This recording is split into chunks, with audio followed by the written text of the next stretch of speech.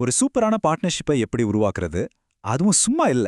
Government கூடவும், என்ஜிஓக்கள் கூடவும் சேர்ந்து வேலை செய்யும்போது, நிஜமான, அளவிடக்கூடிய ஒரு தாக்கத்தை எப்படி ஏற்படுத்துறது?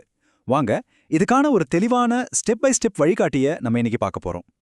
இதுதாங்க பல கம்பெனிங்க முன்னாடி நிக்கிற $1 மில்லியன் கேள்வி.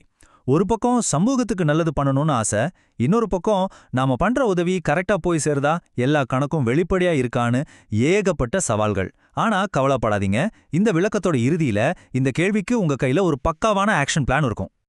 நாம எந்த ஒரு பயணத்தை ஆரம்பிக்கிறதுக்கு முன்னாடியும் எங்க போறோம்னு முதல்ல தெரிஞ்சுக்கணும் இல்லையா? அதே மாதிரி தான் ஒரு பார்ட்னர்ஷிப்போட முதல் ரொம்ப ரொம்ப முக்கியமான ஸ்டெப் அதோட நோக்கத்தை ரொம்ப தெளிவா ஒரு வியூகத்தோட வரையறுக்கிறது தான். ஒரு பார்ட்னர்ஷிப்பை ஆரம்பிக்கிறதுக்கு முன்னாடி நாம நம்மளையே கேட்டுக்க வேண்டிய முதல் கேள்வி, நம்மளோட உண்மையான நோக்கம் என்ன? ஒரு குறிப்பிட்ட சமூகத்துல கல்வியிலேயோ இல்ல சுகாதாரத்திலேயோ ஒரு மாற்றத்தை கொண்டு வர போறோமா?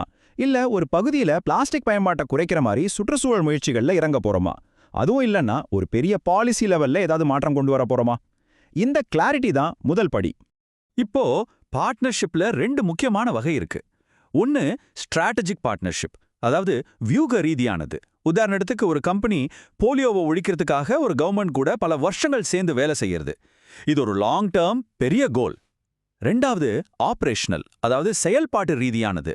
ஒரு குறிப்பிட்ட ஏரியாவில் 1000 மரக்கன்றுகளை நடுறதுக்காக ஒரு என்ஜிஓ கூட சேர்ந்து வேலை செய்யறது இதுக்கு ஒரு நல்ல உதாரணம். இது ஒரு ஷார்ட் டேர்ம் ஃபீல்டு ஒர்க் சம்மந்தப்பட்டது. உங்க இலக்குக்கு இதுல எது செட் ஆகும்னு முடிவு பண்றது ரொம்ப முக்கியம். இந்த பார்ட்னர்ஷிப் மூலமா என்னெல்லாம் சாதிக்கலாம்னு பாத்தீங்கன்னா அதுக்கு எல்லையே இல்ல.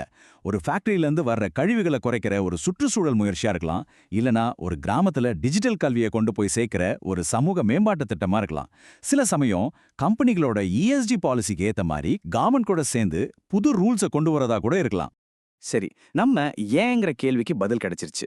அடுத்து நம்ம பார்க்க வேண்டியது எப்படிங்கிறத பத்தி தான். அதாவது அந்த பெரிய நோக்கத்தை அடையிறதுக்கு ஒரு வலுவான கட்டமைப்பை, ஒரு ஃப்ரேம் ஒர்க்கை எப்படி உருவாக்குறதுன்னு இப்ப பார்க்கலாம். ஒரு சூப்பரான பார்ட்னர்ஷிப்பை உருவாக்க இந்த 5 ஸ்டெப்ஸ் கொண்ட ப்ளூ பிரிண்ட் ரொம்ப ஹெல்ப் பண்ணும்.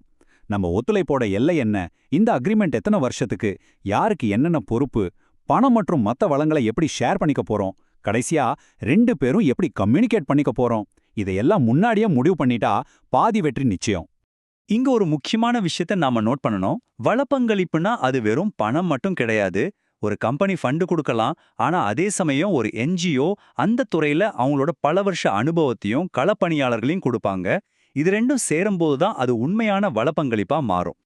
ஓகே, இந்த திட்டங்களுக்கு தேவையான பணம், வளம் இதெல்லாம் எங்கிருந்து வரும்? அது கவர்மெண்ட் கிராண்ட்ஸா இருக்கலாம், கம்பெனிகளோட CSR ஃபண்டா இருக்கலாம், இல்லனா 2 பேரும் சேர்ந்து போடுற முதலீடா கூட இருக்கலாம். ஆனா பணம் எங்க இருந்து வந்தாலும் சரி, அதை எப்படி செலவு பண்ண போறோங்கிறதுக்கு ஒரு தெளிவான பிளான் இருக்கணும்.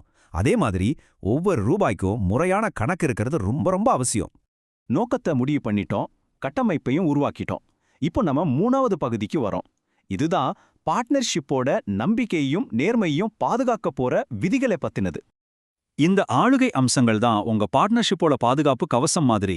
2 தரப்புக்கும் நடுவுல ஒரு தெளிவான சட்டப்பூர்வமான புரிந்துணர்வு ஒப்பந்தம், அதாவது MOU இருக்கணும். திட்டத்தோட முன்னேற்றத்தை கண்காணிக்க ஒரு நடுநிலையான கமிட்டி இருக்கணும். எல்லா சட்டத்திட்டங்களையும் சரியா ஃபாலோ பண்ணணும். இதெல்லாம் இருந்தாதான் அந்த பார்ட்னர்ஷிப் மேல நம்பிக்கை வரும், அது சரியான பாதையில போகும். பாருங்க, நல்ல திட்டங்கள் எப்பவுமே பிரச்சனை வந்ததுக்கு அப்புறம் யோசிக்காது, வர்றதுக்கு முன்னாடியே ரெடியா இருக்கும். உதாரணத்துக்கு, ஒரு ப்ராஜெக்ட்டுக்கு ஃபண்ட் வர்றதுல தாமதமாக வாய்ப்பு அதிகம்னு வச்சுப்போம். அப்போ ஒரே ஒரு இடத்த மட்டும் நம்பாம பல வழிகள்ல நிதி ஆதாரங்களை முன்னாடியே ஏற்பாடு பண்ணி வச்சுக்கிறது ஒரு நல்ல ஐடியா. இந்த மாதிரி ஒவ்வொரு சவாலையும் கணிச்சு அதுக்கு ஒரு தீர்வோட ரெடியா இருக்கிறது தான் புத்திசாலித்தனம். நாம நோக்கத்தை முடிவு செஞ்சோம், ஒரு ஃப்ரேம் ஒர்க் போட்டோம், ரூல்ஸ் எல்லாம் செட் பண்ணோம், எல்லாம் சரிதான். ஆனா இவ்ளோ முயற்சி செஞ்சு நாம பண்ற வேலை உண்மையிலே ஒரு மாற்றத்தை ஏற்படுத்துதா? அதுக்கு என்ன ஆதாரம்? இதை எப்படி நிரூபிக்கிறது? இதுதான் நம்மளோட கடைசி ஆனா ரொம்பவே முக்கியமான கட்டம். இந்த தாக்கம் மதிப்பீட்டு அட்டை, அதாவது இம்பாக்ட் ஸ்கோர் கார்டு, தெளிவில்லாத இலக்குகளை உறுதியான அளவிடக்கூடிய முடிவுகளா மாத்தும். உதாரணத்துக்கு, நாம திட்டத்தை ஆரம்பிக்கிறதுக்கு முன்னாடி கார்பன் உமிழ்வு 500 டன்னா இருந்துச்சு, நம்ம இலக்கு அதை 400 டன்னா குறைக்கிறதுன்னு சொல்றது. சும்மா நிறைய பேருக்கு உதவினோன்னு சொல்றதை விட 10,000 பயனாளிகளை சென்றடைந்தோன்னு நம்பர்ல சொல்றது தான் தாக்கத்தோட உண்மையான ஆதாரம். நாம அளந்த அந்த தாக்கத்தை, அந்த வெற்றி கதைய 4 பேருக்கு சொல்றது ரொம்ப முக்கியம். வருடாந்திர அறிக்கைகள் மூலியமாவோ இல்ல மீடியா மூலியமாவோ உங்க பார்ட்னர்ஷிப்போட வெற்றியை நீங்க ஷேர் பண்ணும்போது அது உங்க டீமுக்கு ஒரு பெரிய உத்வேகத்தை கொடுக்கும். அது மட்டும் இல்லாம இதே மாதிரி நல்ல முயற்சிகளை பண்ண மத்தவங்களையும் அது தூண்டும்.